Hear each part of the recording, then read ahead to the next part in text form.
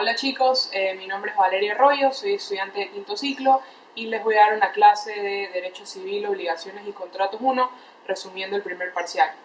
Ahora, en primer lugar, vamos a analizar lo que es el patrimonio. El patrimonio, desde un punto de vista general o de cultura extendida, es únicamente conocido como bienes. Ahora, cabe analizarlo desde un punto de vista jurídico. Y desde el punto de vista jurídico se lo conoce como el conjunto de bienes, derechos y obligaciones que son susceptibles de valoración económica. Ahora, el patrimonio también es un conjunto, como lo dije antes, de derechos y obligaciones, es decir, de activos y de pasivos de una persona. Características del patrimonio. La primera característica del patrimonio es que es una universalidad jurídica.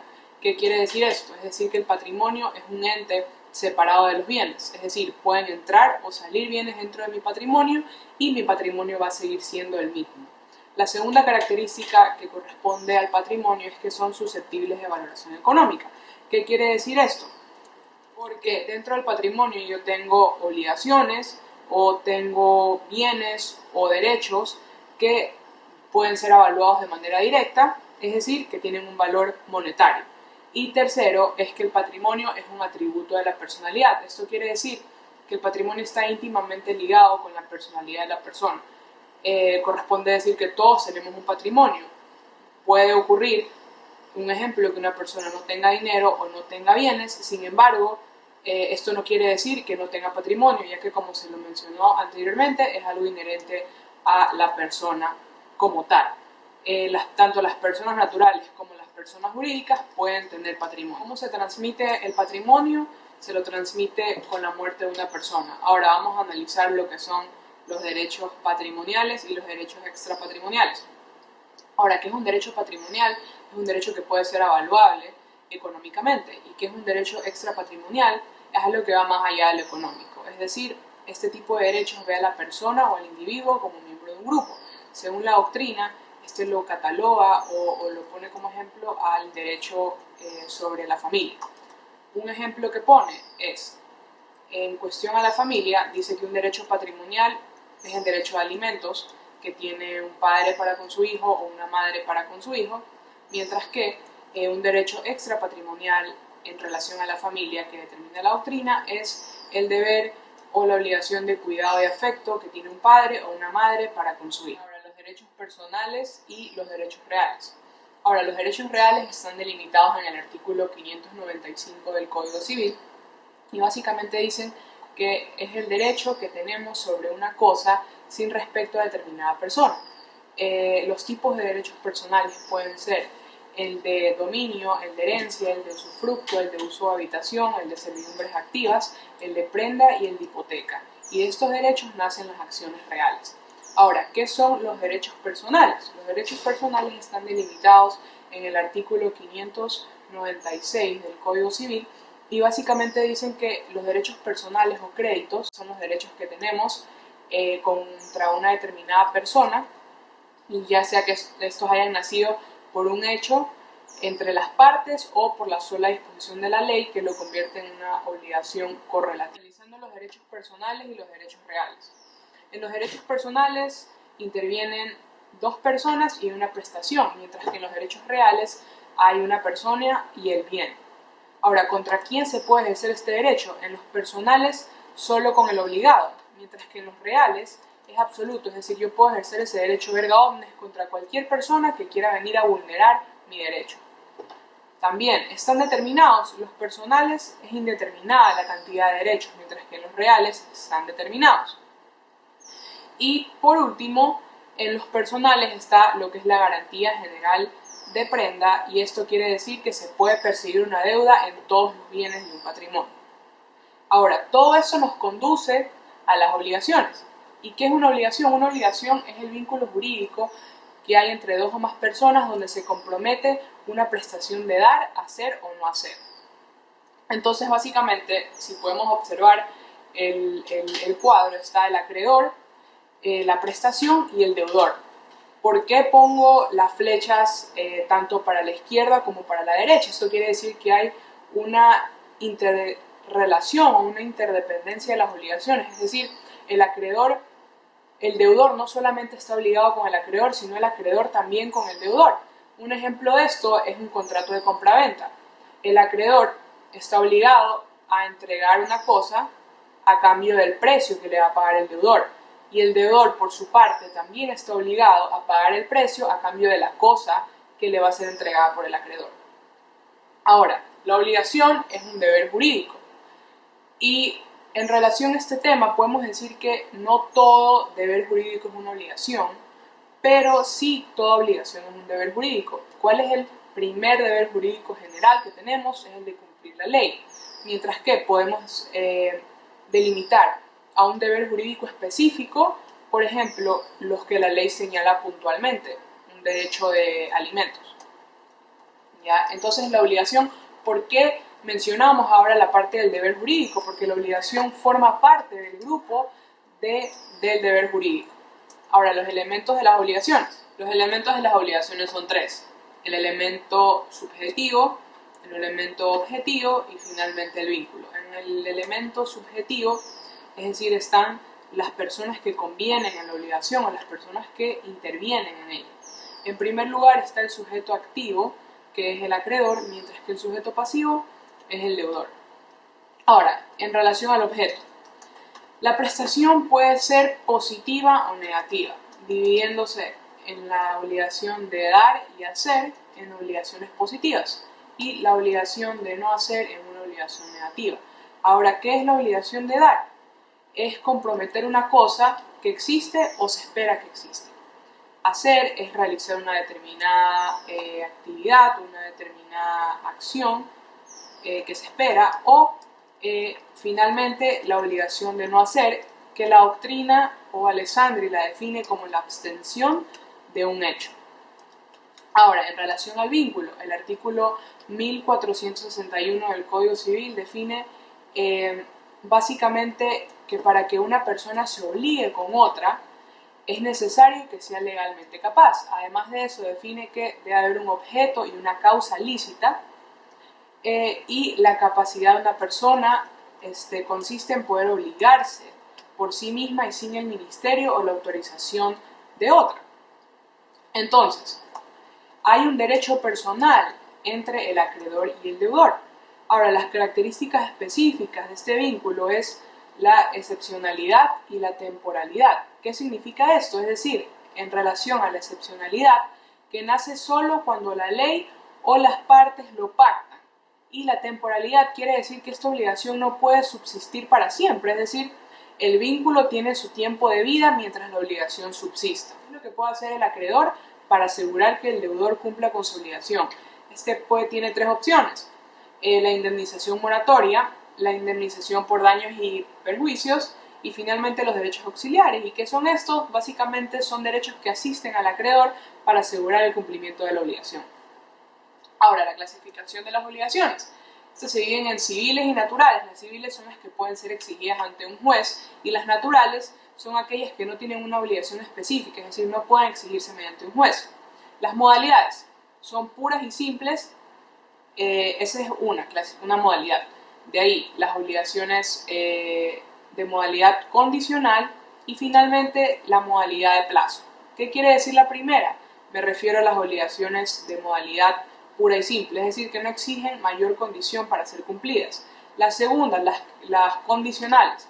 Estas son las que se espera que se cumpla una determinada condición para ser exigidas. Y la tercera, las de plazo, es decir, que debe pasar un lapso de tiempo específico para ser exigidas. Ahora, la dependencia se divide entre principales y accesorias. Recordemos que las obligaciones accesorias en ocasiones son utilizadas para salvaguardar el cumplimiento de una obligación principal. En consecuencia, las obligaciones accesorias siempre van a seguir la suerte de la principal. Ahora, los sujetos pueden ser simples o plurales. En simples puede haber un acreedor y un deudor, o en las plurales puede haber un solo deudor y varios acreedores, o muchos deudores y un acreedor. Ahora bien, analizando las prestaciones de dar, hacer o no hacer, podemos decir que qué es lo que o cómo definimos una obligación, cómo sabemos si es de dar, cómo sabemos si es una obligación de hacer o no hacer. Realmente la obligación de no hacer es muy simple delimitarla, ya que es la abstención de un hecho. Pero ahora vamos a remitirnos a las obligaciones de dar y de hacer. Un ejemplo, Juan contrata a María para que haga una obra de arte. ¿Qué tipo de prestación es dar? Porque es el contrato de entrega de la obra. Ahora, ¿qué es lo que motiva? Otro ejemplo, ¿qué es lo que motiva a alguien para contratar a un arquitecto? Si bien es cierto que el arquitecto construye una casa, no podemos decir que el arquitecto nos da la casa. Se da una cosa, pero lo que motivó fue la ejecución de un servicio. En consecuencia, la motivación o cuál es el tipo de obligación que se da en el ejemplo que he citado. Cuando alguien construye una casa, es una obligación de hacer. Y la importancia radica en la motivación, es decir, cuál fue la motivación para determinar una obligación es lo que nos va a ayudar a saber si una obligación es de dar, si una obligación es de hacer o si una obligación es de no hacer. Siguiendo con la clasificación en cuanto al objeto de las obligaciones, estas pueden ser de género o de especie o cuerpo cierto. También pueden ser simples, pueden ser comunes o facultativas. Es decir, se le da otra opción al deudor para cumplir con la obligación. Pueden también ser alternativas. El deudor debe cumplir algunas de las prestaciones. Pueden ser divisibles o pueden ser indivisibles. Pueden ser de resultados o pueden ser de medios. ¿Cuáles son las de resultados? Aquella que se espera o se pacta un resultado específico, o las de medios, que es una típica obligación en la cual una persona se compromete a llegar a un fin. Ahora, las fuentes de las obligaciones. ¿Qué son las fuentes de las obligaciones? Es todo aquello que hace nacer este derecho personal que se denomina como obligación. Es la causa por la cual nace una obligación, es la razón jurídica o es el antecedente jurídico por el cual nace una obligación. Entonces, las fuentes, la conclusión única, la causa primaria o primitiva de la obligación, la fuente amplia o la fuente remota es la ley. Ahora, la fuente reducida, podemos decir, o se la delimita, la doctrina la delimita, la fuente reducida como la ley y un hecho humano. Es decir, un hecho humano me refiero a un acuerdo entre dos personas. O una fuente aún más reducida dice que existen hechos que sin ser contratos crean obligaciones, es decir, un delito civil. Ahora, ¿cuáles son las fuentes de las obligaciones? Son 4. Los contratos, los cuasicontratos, los delitos, los cuasidelitos y la ley. El artículo 1453 del Código Civil básicamente estipula o delimita cuáles son las fuentes de las obligaciones. Y tal como ya lo mencioné, dice que las obligaciones nacen ya sea del concurso real de las voluntades de dos o más personas, como en los contratos o las convenciones, después ya sea de un hecho voluntario de la persona que se obliga, como la aceptación de una herencia o un legado, y en todos los cuasicontratos, ya sea consecuencia de un hecho que infiere injuria o daño a una persona, como en los delitos y cuasidelitos, ya sea por disposición de ley, como entre los padres y los hijos de familia. También en el artículo 2184 del Código Civil delimita la convención al hecho voluntario de la ley como fuentes de las obligaciones. Ahora, en relación a los contratos, ¿qué es un contrato? El contrato está establecido en el artículo 1454 del Código Civil. ¿Y qué dice esto? Que el contrato o convención es un acto por el cual una parte se obliga para con otra a dar, hacer o no hacer alguna cosa. Cada parte puede ser una o muchas. Entonces, la crítica que da la doctrina es que el legislador, al implementar esta ley dentro del código, da a entender que contrato es lo mismo que convención, cuando esto no es así. La convención podemos decir que es el género, mientras que el contrato es la especie. ¿Por qué digo esto?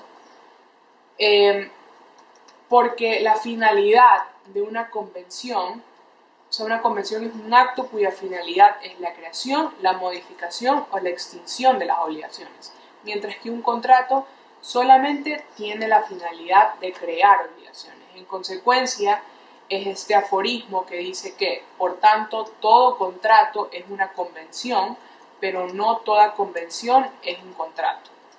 El cuasicontrato es un acto realizado por una persona de manera voluntaria, es lícito y este produce efectos jurídicos.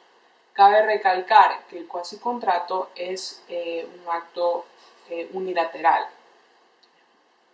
Ahora, en el artículo 2186 del Código Civil nos da un ejemplo del cuasicontrato, que básicamente es la agencia oficiosa o gestión de negocios. ¿Y qué pasa aquí? Que es cuando una persona administra sin mandato los negocios de alguna persona. Actos ilícitos, ya hablamos de cuasicontrato, ahora nos vamos con los actos ilícitos.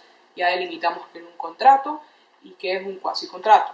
Ahora, para que exista una indemnización debe haber un daño causado. Entonces, si es con intención este delito, debemos preguntarnos si está tipificado como un delito civil o como un delito penal. Ahora, si no es con intención, es un cuasi delito, es decir, es un acto ilícito culposo. Y finalmente, la ley es la última fuente de las obligaciones y básicamente son excepcionales, ya que por regla general las obligaciones se crean por los hechos voluntarios entre personas. Vamos a remitirnos al contrato, ya que lo vimos de una manera muy somera y ahora la vamos a delimitar. Como ya lo explicamos, el contrato es un acto por el cual una parte se obliga para con otra, para dar, hacer o no hacer alguna cosa. Cada parte puede ser una o muchas. Ahora bien, tenemos que delimitar cuál es la diferencia entre un acto jurídico unilateral y el contrato. Bueno, básicamente, para establecer esta diferencia tenemos que delimitar qué es un acto jurídico unilateral. Y esto de aquí es una declaración o manifestación de voluntad de una persona que produce efectos jurídicos. Un ejemplo de un acto jurídico unilateral puede ser un testamento. Este no es un contrato, ¿por qué? Porque solamente interviene una persona. Es un acto en el cual una persona manifiesta, vale la redundancia, mediante un acto solemne cómo va a distribuir su patrimonio. Otro ejemplo de acto jurídico unilateral puede ser un pagaré, ya que es una promesa incondicional de pago y es un acto jurídico unilateral porque solamente se compromete el deudor y el acreedor no firma. Por tanto, no existe un concurso de voluntades. Ahora, nuevamente tenemos que establecer esta diferenciación que es fundamental entre lo que es una convención y lo que es un contrato. Entonces sabemos que la convención es un acto jurídico bilateral, es donde existe un acuerdo de voluntades para producir efectos jurídicos. Estos efectos pueden consistir en crear, modificar y extinguir. Entonces, ahora, cuando una convención solamente tiene por objeto crear obligaciones, pasa a llamarse contratos. Por eso fue que anteriormente yo mencioné que la convención viene a ser el género, mientras que los contratos son la especie. Entonces, si un acuerdo de voluntades no tiene por objeto crear una obligación, sino modificarla o extinguirla, estaríamos hablando de una convención. En cambio, si un acuerdo de voluntades tiene la sola finalidad de crear obligaciones, estaríamos hablando de un contrato. Ahora, la clasificación de los contratos. Los contratos pueden ser unilaterales, es decir, solamente es una parte la que se obliga y la otra solamente recibe el beneficio. Un ejemplo de un contrato unilateral puede ser la donación, es decir, el donante se obliga. Otro ejemplo es el contrato de mutuo, que es un contrato de préstamo de dinero. En este caso podemos poner a ejemplo un banco que le preste dinero a una persona. Es un contrato unilateral porque el banco se obliga para con otra persona y la otra persona, es decir, la persona que recibe el dinero, es la que se beneficia de esto. Entre el acto jurídico unilateral y un contrato, dijimos que el acto jurídico unilateral era una manifestación, una declaración. Ahora cabe hacer una diferenciación entre el acto jurídico unilateral y el contrato unilateral, que no son lo mismo tampoco.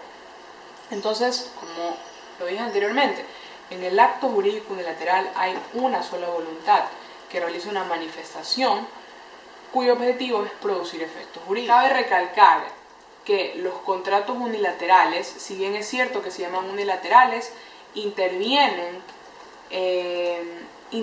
dos personas, es decir, comparecen dos personas. ¿Y qué son los contratos bilaterales? Básicamente son los contratos en los cuales ambas partes reportan un beneficio de forma igual, es decir, en un contrato de compraventa, tanto el deudor, es decir, la persona que paga el precio de la cosa al acreedor, se beneficia de la cosa que le va a ser entregada, y el acreedor se beneficia de entregar la cosa y a cambio se le paga el precio.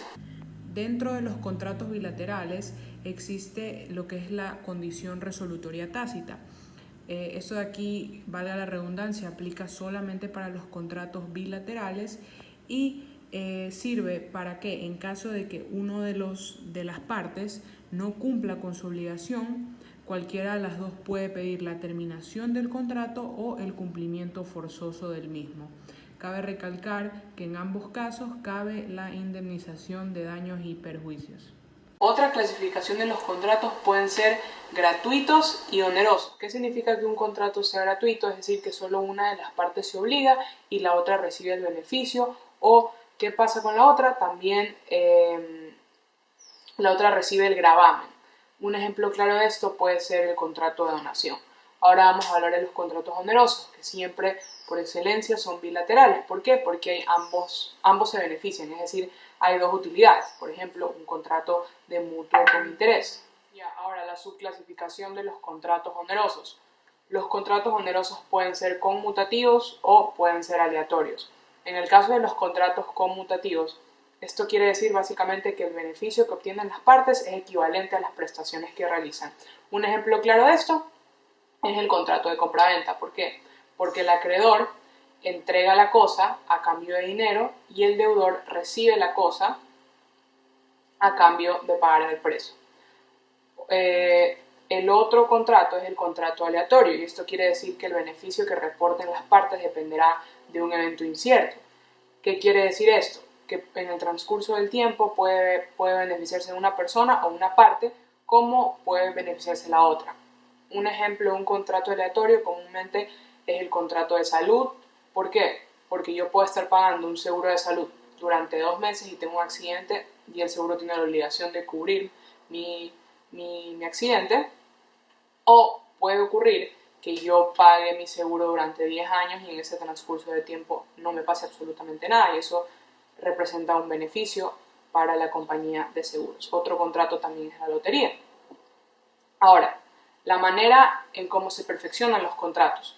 Los contratos pueden ser consensuales, solemnes o reales. ¿Qué quiere decir un contrato consensual? Es decir, que se perfeccionan con el solo consentimiento de las partes. Un ejemplo de esto puede ser un contrato de contratación de servicios, de compraventa de cosas muebles. Ahora, los reales se perfeccionan con la entrega de la cosa. Ejemplo, un contrato de mutuo o un comodato. Y finalmente están los contratos solemnes, es decir, se debe cumplir una formalidad que esté contemplada dentro de la ley para que ese contrato pueda perfeccionarse. Un ejemplo muy práctico es el contrato de compraventa de un bien inmueble. ¿Por qué? Porque dentro de la ley está contemplado que para que se perfeccione este contrato se lo debe elevar a escritura pública, y eso es una formalidad que contempla la ley. Ahora, la forma en las cuales un contrato puede subsistir. Pueden existir contratos principales o contratos accesorios. ¿Qué es un contrato principal? Como la palabra lo dice, es decir, un contrato principal puede subsistir de manera independiente, no necesita de la existencia de otro contrato. Ejemplo, un contrato de compraventa o un contrato accesorio. No puede subsistir por sí mismo, ya que necesita del contrato principal para poder subsistir. Por eso es este aforismo que dice que el contrato accesorio siempre va a seguir la suerte de lo principal. Y un ejemplo de esto puede ser la hipoteca o la fianza. Es decir, los contratos accesorios por excelencia sirven para garantizar el cumplimiento de una obligación. En los contratos de hipoteca o fianza, básicamente un tercero se obliga a pagar la deuda de otra persona. Y finalmente está el contrato dependiente, que este de aquí no garantiza el cumplimiento. Por ejemplo, las capitulaciones matrimoniales. Clasificación de las obligaciones, sabemos que hay en base a la calidad u objeto de la cosa, que pueden ser de género y especie, cosas de género, aquellas que pueden ser reemplazadas por otras, y cosas de especies que no pueden ser reemplazadas por otras debido a las situaciones especiales en las cuales se pactó. Nuevamente vamos a remitirnos por último a las obligaciones naturales y civiles de una forma más profunda, y sabemos que en las civiles consiste en que el acreedor puede exigir judicialmente el cumplimiento de la obligación, y en la natural consiste en que no se puede exigir judicialmente su cumplimiento, pero una vez pagado por el deudor, el acreedor tiene derecho a retener lo pagado. 4 casos de las obligaciones naturales se encuentran contempladas en el artículo 1486 y puede ser cuando se da en un evento en aquellos actos o contratos que son celebrados por incapaces relativos. La segunda es aquellos actos o contratos que se celebran sin el cumplimiento de las formalidades escritas por la ley para que se perfeccione. El tercero son aquellas obligaciones civiles que ya fueron declaradas prescritas, y la cuarta, aquellas obligaciones civiles que no pudieron ser probadas en juicio. La diferencia entre un deber moral y una obligación natural: no existen sujetos determinados, no se pueden exigir judicialmente y no se puede exigir porque no existe derecho alguno. Un deber moral, por ejemplo, es que el alumno debe venir temprano a clases. Los efectos de las obligaciones naturales: primero, autoriza al acreedor en retener lo pagado. La segunda es que las obligaciones naturales pueden ser susceptibles de novación, de acuerdo al artículo 1644 del Código Civil. También las obligaciones naturales pueden ser susceptibles a caución, pero para que pueda proceder la caución debe necesariamente ser rendida por un tercero, es decir, un fiador. Cuarto, la sentencia no extingue la obligación natural. De las condiciones pueden ser positivas, negativas, suspensivas o condición resolutoria. La primera condición es la condición positiva, es decir, un evento que debe realizarse. Un ejemplo puede ser: si mañana llueve a las 8 p.m., se exonera a todo el curso de obligaciones y contratos 1 del examen. Una condición negativa es, en cambio, que no debe realizarse un evento. Por ejemplo, si no llueve a las 8 p.m., se exonera a todos del examen. La condición suspensiva, ¿qué quiere decir esto? Que mientras no se cumpla con la condición, se suspende la adquisición del derecho. Un ejemplo de esto, ahora, de la condición suspensiva, es: si te gradúas de abogado en 3 años, te dan un carro. Y finalmente está lo que es la condición resolutoria. Es decir, si se cumple con la condición o una vez cumplida la condición, se extingue el derecho adquirido. Cabe recordar que para que una condición pueda ser positiva, negativa, resolutoria y suspensiva, esta debe ser física y legalmente posible, es decir, el evento futuro e incierto debe obedecer a las normas aprobadas por un ordenamiento jurídico. ¿Qué pasa cuando una condición negativa recae sobre un hecho que es físicamente imposible? Bueno, básicamente nos remitimos, mejor dicho, al artículo 1492 del Código Civil, que dice que esta se vuelve pura y simple, es decir, sí se puede exigir porque se sabe que jamás va a ocurrir. El acreedor puede exigir el derecho que fue pactado, que es inmediato. Y segundo, ¿qué pasa cuando la obligación negativa recae sobre un objeto legalmente imposible?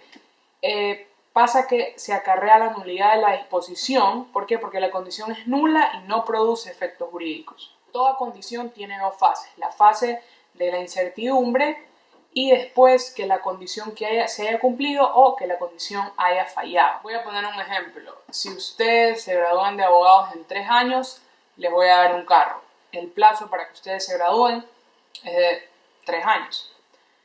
Esta es una condición suspensiva y positiva. Entonces vamos a analizar una condición positiva cumplida y una condición positiva fallida. En primer lugar, la condición positiva cumplida es cuando, antes de que se expire el plazo, se verifica el cumplimiento de la obligación.